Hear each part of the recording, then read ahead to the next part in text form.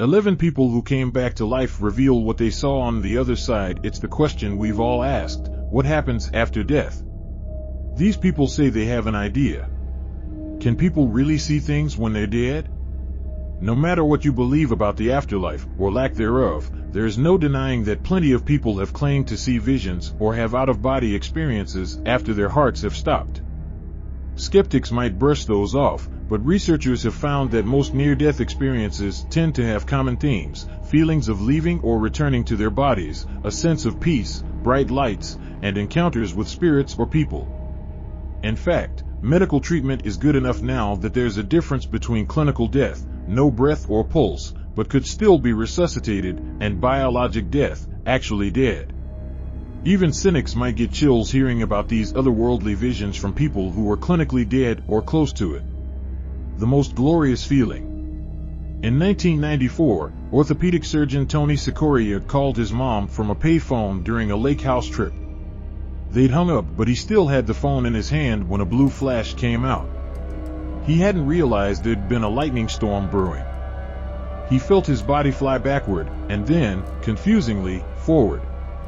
Sikoria turned around to see his own body lying on the ground. I'm dead, he thought. No grief. No ecstasy. Just a fact. After watching a woman start CPR, Sikoria moved on, floating up the stairs to see his kids getting their faces painted, realizing that they'd be okay.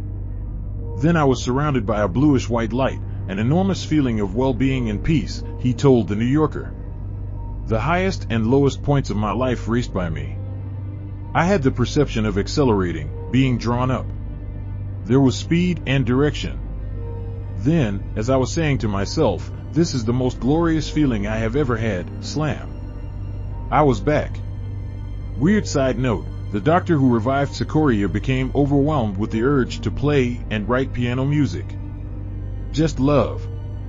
Unconditional love. After a 4-year battle with lymphatic cancer, Anita Moorjani slipped into a coma in 2006.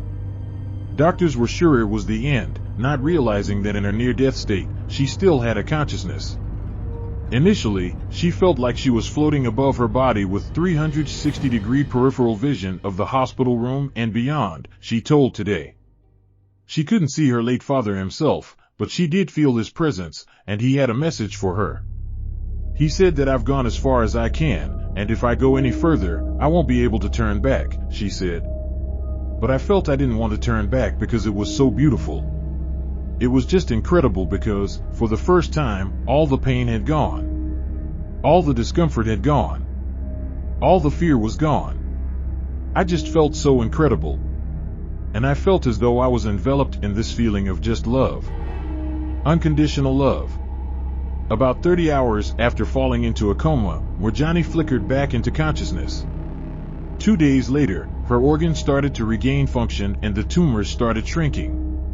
Now she's cancer-free and is a public speaker and author of books like What If This Is Heaven? It was really bright. Annabelle Beam had been diagnosed with 2 chronic, life-threatening digestive disorders at age 4. By age 8, she was ready to give up until something unexplainable happened. She was sitting on a tree branch 30 feet in the air when it cracked. She fell all the way down and into a hollow at the base of the tree, where she was trapped for 6 hours. She says she died and went to heaven. It was really bright, and I sat on Jesus' lap and he told me, whenever the firefighters get you out, there will be nothing wrong with you, Being told Today.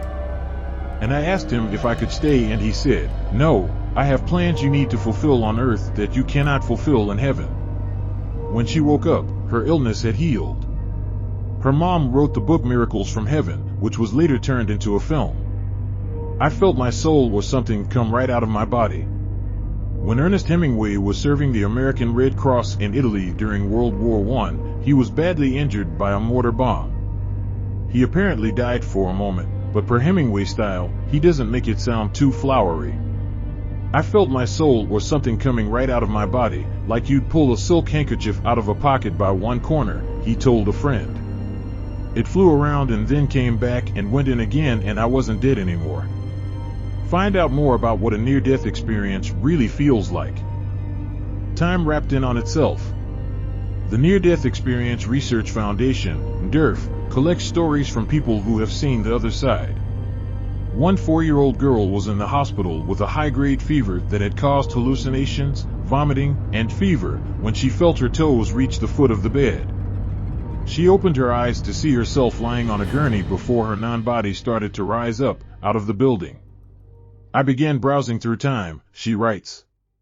I later detailed things that occurred before I could even talk. As I kept ascending, I felt at peace. There were no questions or unknowns. Time wrapped in on itself. There was no past, present, or future as we see it here. Everything happened now and all at one time. I felt no fears or worries. I began drifting towards a beautiful light and I wanted to touch it. Suddenly there was a pop. It felt like I was attached to a cord when someone grabbed it and jerked me down. Check out these other stories of the most miraculous medical recoveries. I had the vision of seeing a white light. When actress Jane Seymour was shooting the 1988 film Onassis, she went into anaphylactic shock when her bronchitis antibiotics were injected into a vein instead of a muscle. I had the vision of seeing a white light and looking down and seeing myself in this bedroom with a nurse frantically trying to save my life and jabbing injections in me, and I'm calmly watching this whole thing, she told the Omaha World Herald in 2016. She later added to HuffPost how the experience had changed her. I remember looking down at this body that was mine, realizing I wasn't in it, and I totally grasped the concept that your body is really a vehicle, she said. You need to service it like a car. I felt nothing but peace and happiness. About 20 years ago, orthopedic surgeon Mary C. Neal, MD, almost drowned while kayaking in Chile, and her heart stopped for more than half an hour. Soon after leaving my body, I was greeted by a group of beings who were simultaneously familiar and unfamiliar. This may sound strange, but I felt nothing but peace and happiness in their company, she wrote on Mindbody. When I was separated from my physical body, I was simultaneously aware of what was happening in heaven and what was unfolding on the riverbank where I had drowned. I thought about my husband and my children, my parents and siblings, and not at all about my work or other earthly worries. She went on to write the book 7 Lessons from Heaven. I was afraid. When NDERF contributor Lori was 19 years old, she was swept into rapids on a rafting trip. She was trapped beneath the surface, and as water filled her lungs, she knew she was going to die. Everything went black, then white, as if she was traveling through a tunnel. Looking around me, I could see a room that appeared to be formed from pure white clouds, yet wasn't solid, she explains. In the room were 3 beings, made of shimmering crystal. Light shone through them like a glass prism, forming a rainbow. One was larger than the other 2, but all of them spoke to me. I was afraid of them, and they seemed to realize this. Instantly, they transformed into what I recognized as angels.